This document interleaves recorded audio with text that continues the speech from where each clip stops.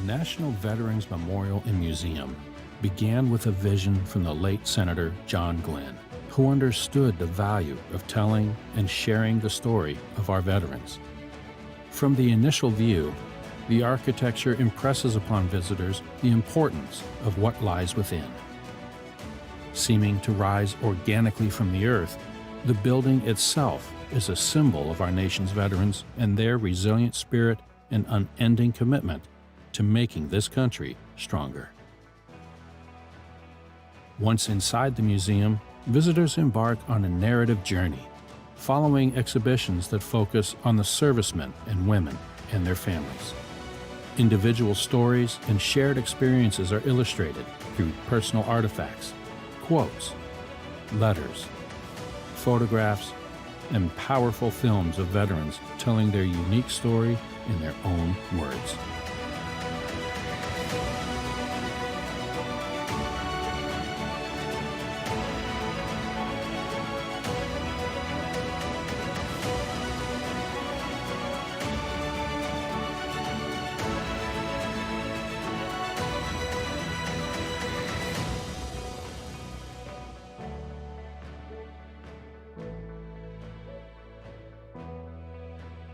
The National Veterans Memorial and Museum. It's more than a museum. It's the new home of the brave. Plan your visit today.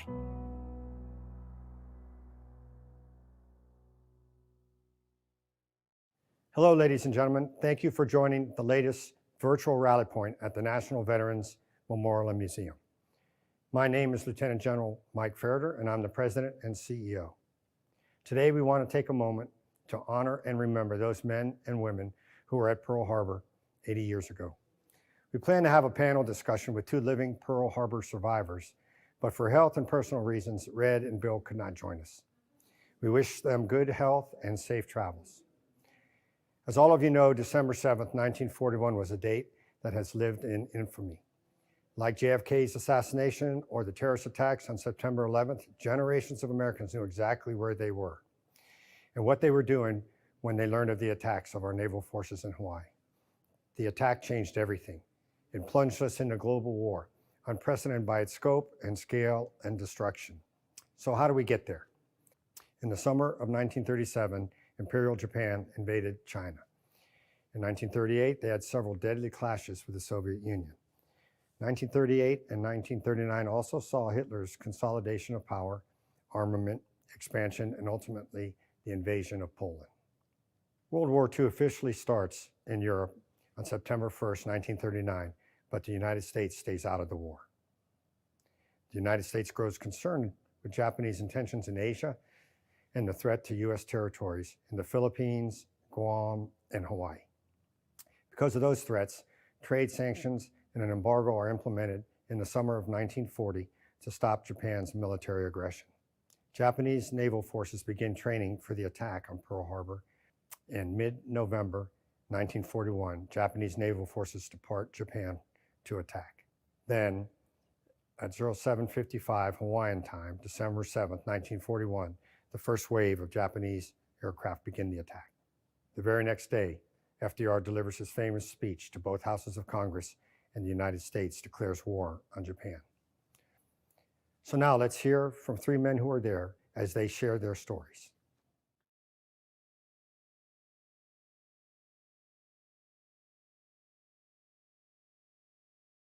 My ship was scheduled to play USS Arizona for a fleet football championship. And so we were instructed to put on our uniforms and carry our spikes and our helmet. One of our own guys there was calling down and says the Japanese attack in Pearl Harbor. I thought, oh, come on, don't joke about something like that, because we'd been talking about whether we're getting a war with Japan, and that time the ship shuddered. Some of the guys that was close to the guns went to the guns, started shooting at the Japanese planes before the rest of us down below decks knew what was going on. General quarters went, all hands man your battle stage. You don't have to change clothes or anything. You go as is. And my job was the crow's nest, up about 70, 80 feet up in the air. To get up into the crow's nest itself, a little trap door. about this much. I had to pull myself through with all my padding on to get through because the trapdoor wasn't wide enough for it to go straight up through there. By the time I got up there, planes were buzzing around there, buildings were burning here, ships were burning here, and just in a few minutes' time, it's like mass destruction. You don't have time to think about it. You just train to do what you're supposed to do, and my job was to look out. So binoculars were up, and I happened to look around there, and there was a plane coming in over the top of the building there, and I reported a plane coming in from that side there. So by the time it came over the top of the buildings, the guns were shooting at it, and they knocked it down. We lost 23 men that day. The bomb missed me by about 40 feet. Just a little touch of wind dropped right on me there. It's that close. There was an Arizona sister ship of my ship. 1,177 died that day on it, including there the band and most of the ship's football team. It gets kind of personal there when you know some of the people there that weren't as fortunate as I was.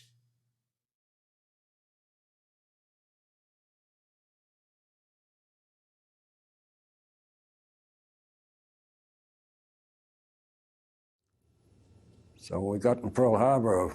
On the way back, they knew something was coming up because they darkened ship at night. No lights on topside at all, so they wouldn't see you, supposedly. And below decks, if you open a hatch, we had little red bulbs on the bulkheads. They were just red lights. You could see where you were going, but no white lights at all, exposed. If you open a hatch, there was no white light. And these manned all the machine guns coming back from Manila. That was 2 months before the war, so they knew the war was going to come, but they didn't know where. And then when we got back, it steamed about 25 knots, which is unusual for, usually it's 10 or 15 knots in your leisure, but 25 knots all the way back. Speed was at the utmost, so when we got in Pearl Harbor, everything seemed serene and peaceful, and they tied us up to a pier, what I think they call it the 1010 pier, and there was the Honolulu cruiser was inside of us, and on the other side was the cruiser San Francisco. We were tied up to the Honolulu, and then we went out to check something, I forget what it was, and they put us in the Navy Yard, and they had men on the mast putting in the radar, and the radar guys were working every day, and we used to shoot the breeze with them, and I became very friendly with one of them. He came from Dorchester. I knew of his area, but I didn't know him.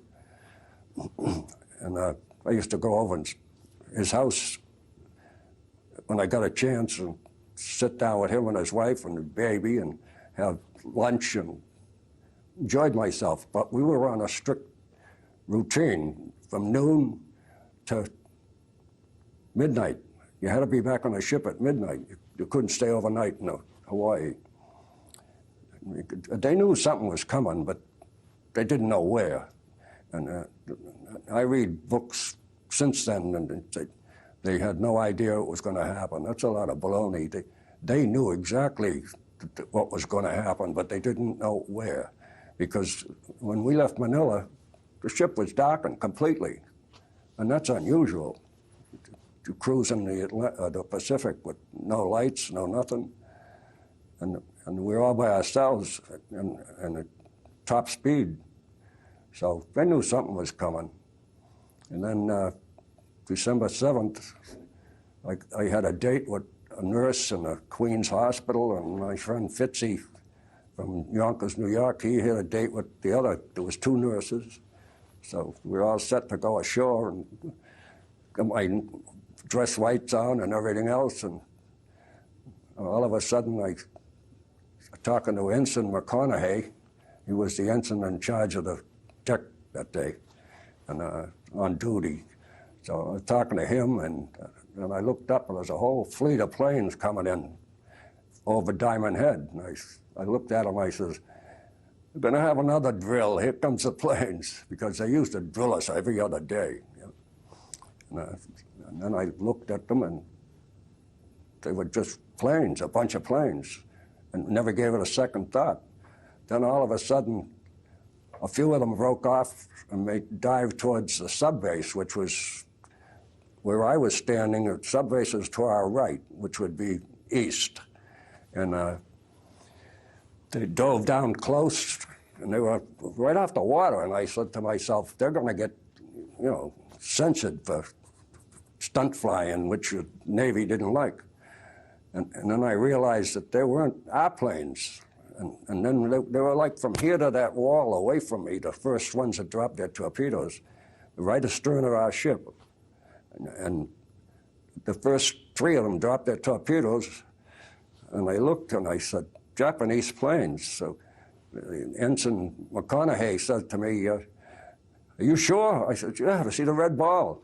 And okay, general quarters. So by then, the next tree had come down and dropped torpedoes. So I started taking off, and the bugle calls are sounding, and they're going over the loudspeaker, all men man your battle stations. And I'm headed up to the forecastle to turret 1, because that's where I was stationed. And all of a sudden, I hear the boom, boom, and wow. I looked over, and I think it was a West Virginia.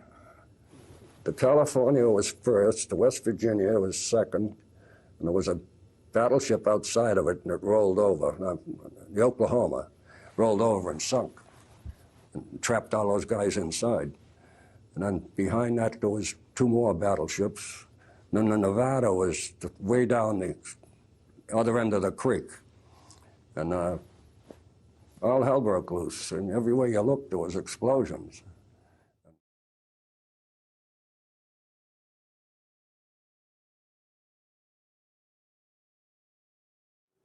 So he figured out where we were. This one guy, I'm telling you, he was sharp. He says, we're caught underneath the bridge of this 5-inch broadside gun. He says, the barrel goes out through there. The buckler plates were put over there. The gun barrel was open to the outside of the ship. He says, all we've got to do is follow the gun barrel out. And in the size of the air pocket, we would be out of air in less than 2 hours, is what he figured. So he says, I'm going out and I'm showing you the way. It was dark. I'd never been so dark in my life. When you figure when you close your eyes, it's dark, yes. But when you open your eyes and it's still dark, and you can't see anything. So anyway, he took my hand and showed me how to get out. He says, I'm going now, good luck. I took the hand of that Marine and says, I'm following him, because I don't know what else to do. You come behind me. And I went through there, and as he said, we got through, followed the barrel up, and got to the outside. I could see the light trickling down through the water. And we swam up. I almost ran out of air before I got to the surface of the water, but I made it. And when we got to the surface of the water, when I got to the surface of the water, there was about almost a half an inch of black oil floating on the surface of the water. And I looked back, and all I could see was the hull of the Oklahoma laying there. When it capsized, one of her screws was sticking out of the water. And I looked at that, and I said, I don't want anything to do with that. I started swimming away from the ship. It was a little difficult when there's about a half inch of oil in the water.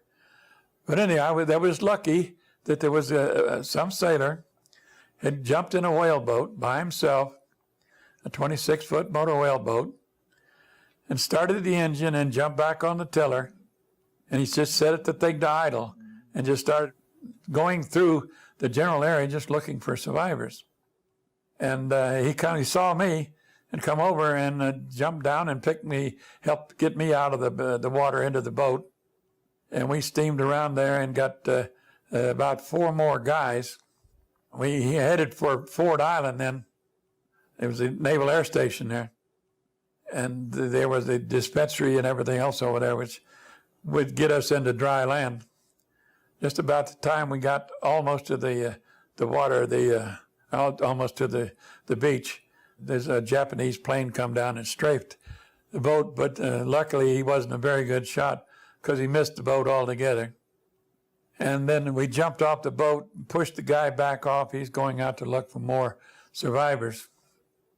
So there was a big old sewage pipe that run from the air station off the island over to the main sewage plant at the Naval Station, Pearl Harbor. And the darn thing was about 5 feet high. It's a great big, huge thing. And we had trouble getting over that thing. Because I was weak. I'd swallowed some of that black oil. And being banged around inside that ship like a tennis ball, it wasn't the best in the world. But we got over, and we were running together over toward the dispensary. And it had a big red cross on it, so we knew where we were going. And we come down and got strafed again by a pilot. And I just fell down. I just rolled over on my back. And I looked up, and that guy couldn't have been over 200 feet in the air. And he was looking down. I could see the guy looking down at me, or at us. He didn't look any older than I was, and just grinning like mad. And that made me mad. And anyway, I got over to the dispensary, and it was just full. I had got a piece of shrapnel in my leg. I don't know, it was shrapnel from the bullets, or whether it was some of the tarmac that they covered the airstrips with. I went in the dispensary, and they dropped a small bomb right close to it, shattered a window, and I said, I'm not here, I'm gone. And I went over to the exchange cafeteria. There was a gal in there, waitress. She was probably a Navy dependent. And she says, "What's wrong, sailor?" And I said, "Well, I'm sick. I'm swallowed some of that black oil." So she got a bucket and some milk and took me over and set me in a chair. This is, "Now drink this milk." And I drink the milk, I throw it back up into the bucket. And that would, in the process, would get rid of a lot of that black oil that was in my stomach. And I must have drank a couple of quarts of milk. And it pretty well cleaned me out. And I think that lady really saved my life. Things were pretty vague after that. And I was inside the gun turret, and I got my rangefinder out, and I could see the planes every once in a while going by, in my line of vision. And I said to myself, there's a lot happening.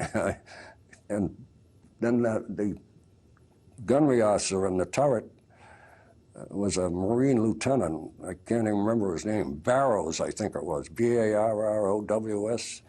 And he said, "I want volunteers to cut down the awnings, because in summertime in Hawaii it gets hot. And they stretched awnings from the sides of the turrets to the lifelines, so you could walk around underneath. You wouldn't be out in the boiling sun all the time. And we used to sleep on deck because it was hot. And I had the job of cutting down the awnings, so there was a couple of us. The rangefinder operator recited all the ranges. I was taking them, and he was reciting them to the gunnery officer. And I looked outside, and I said, "I got to cut the awnings down." So I got my Bowie knife. They just issued Bowie knives before that to all the Navy. And I went out and I started cutting rope. And all of a sudden I see pop, pop, pop coming through the awning, so I ducked under the turret. It's about this high off the deck, and it's about 8 feet deep, so I dove under there, and the bullets tore up the deck, the wooden deck right near me. And then when that went by, I got back out and I started cutting more awnings, and finally I got all the awnings cut off the number 1 and number 2 turret. And then when the planes came in, I just ducked behind the big round thing on the bottom of the turret. They call it a barbette. I ducked behind that, and watched the planes go by. A couple of them went by, they were burning, and you could see the pilots' faces. Another one went by, he's trailing gasoline out like crazy, and he wasn't on fire, but he was trailing gas all over the place. And our anti-aircraft guns were shooting at them, and they hit him before he got out of sight. And about maybe 2 hours later, after watching all the explosions on the battleships, and the Pennsylvania was in dry dock, and the two destroyers in front of her got hit. One of them got hit, and they were on cradles in the dry dock because they were painting the bottoms, and one fell over against the other. And then I saw the sister ship tied to a pier, and it was listing quite a bit, so it got hit. And we backed out about 11 o'clock in the morning, backed out of the slip on our own. Usually they have a tugboat pull you out, but it takes all that time to get the steam up. You have to light off the boilers and get the steam pressure up, so there's steam turbines. And by the time they got everything ready, it was 11 o'clock in the morning. And we backed out of our slip, and the battleship Nevada was coming by. And the Arizona blew up about that time, and it was a tremendous explosion. And then the Nevada was close, and when the Nevada went by, we were backing down to get behind it. So the Nevada went by, we pulled in behind it, and we had to wet down all the ammunition lockers on the starboard side because the heat was so intense from the Arizona. Excuse me. And then we proceeded to follow the Nevada out the channel. And as we're going out the channel, the Nevada got hit by two torpedoes. A two-man sub in the channel launched torpedoes at the Nevada, and they hit it. And the bow was pretty well damaged, so they kicked it ahead all full, and you could see the sea boiling up. All ahead full, and they beached it. And they beached it right about the entrance to Hickam Field, where the planes come in, not the entrance actually, the plane entrance, at the end of the runway. And it's near the city of Honolulu. So when the Nevada beached itself, we took right rudder and passed it. And the starboard side of our ship hit the reef, and it was bouncing. And I looked through the scopes in #1 turret. I could see the bow, and I see the water and everything in front of me, see what was going on. And I'm looking, and all of a sudden I see two trails coming down, so I screamed into the phones, torpedoes off the bow. One of them hit a reef in front of us, and the other went by us about 5 feet away, all the way. So I don't know where that one went. And then we got out of the channel, out into the open water, and there was a two-man sub at Barbara's Point. And the gunnery crew on the #1 mount spotted it and fired at it and knocked the conning tower off it. And they couldn't submerge because it was shallow water. But they're the ones that fired the torpedo that hit the Nevada. So I don't know who fired ours. They were out in the ocean somewhere. And we cleared the channel anyway, and we went looking for the Japanese.